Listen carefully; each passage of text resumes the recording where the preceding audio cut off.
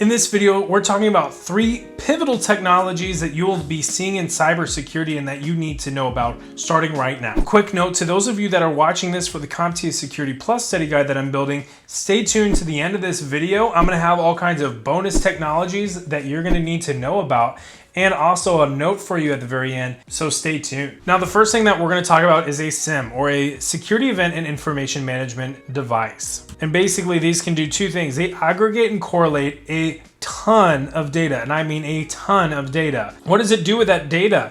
It can automate and trigger alerts. Now, that means something, right? So let's say it's collecting packet information, or it's connecting metadata about connections on your network.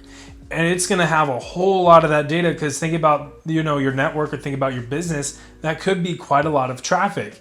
And so it's automatically aggregating and correlating that data and creating alerts and triggers, and it's executing on alerts and triggers. And you can set those up. Now, one of the most important things for SIEMs that you need to know about is time synchronization.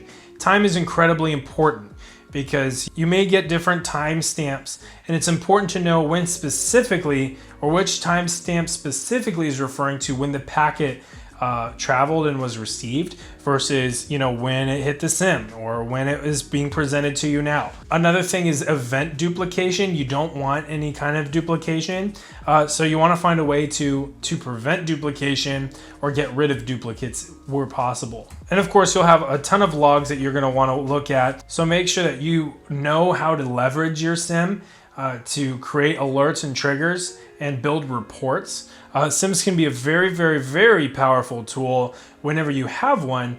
However, the learning curve can be pretty dramatic at times. So make sure that you're looking into SIEMs more, especially if you're wanting to get into cybersecurity. Being pretty proficient in a SIEM can provide some pretty cool opportunities for you down the road.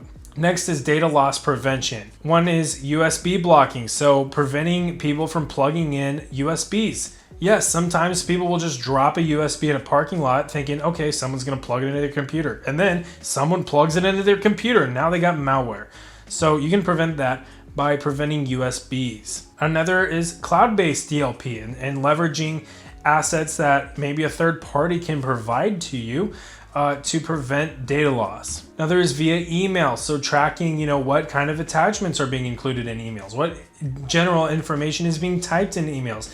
Say there are keywords that can trigger an alert or hit a filter and say, hey, so-and-so is trying to share some critical information. That's something you're going to want to know. Next is network access control. And this basically is just determining who can have access when, and putting people in quarantine if need be, putting people in timeout, and also making sure that the right users have access to the right tools and the right network for the right amount of time. So there will be dissolvable and permanent network access controls. So dissolvable meaning that you can set an expiry date for certain settings. So let's say you want to give someone access for a project for like 3 months. That's the expected time that the project's over.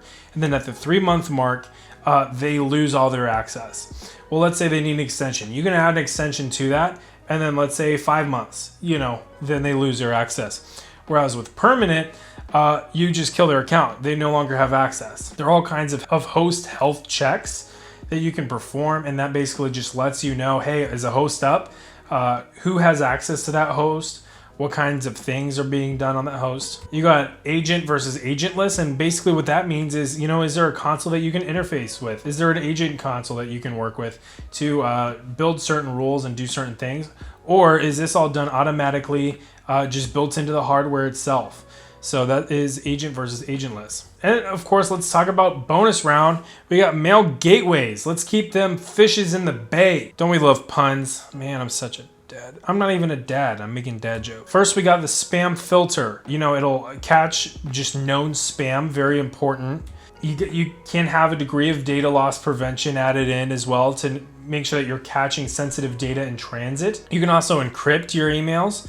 Very important whenever you're trying to actually send, legitimate email traffic on sensitive matters back and forth. You're going to want to make sure that you have an ability for your people to encrypt their emails. Now let's talk about additional tools and technologies, and I'm just gonna flip through a few of them real quick. Make sure that you take some time and you research exactly what each one of these are, but really quick, let's talk about a few of the important ones. SSL and TLS accelerators. These basically, if the hardware on site is not that crazy, and you want to purchase extra hardware purely designed just to help with SSL and TLS, the encryption algorithms that are going on there, they can lend CPU power to make sure that that's being done. So that's pretty sick.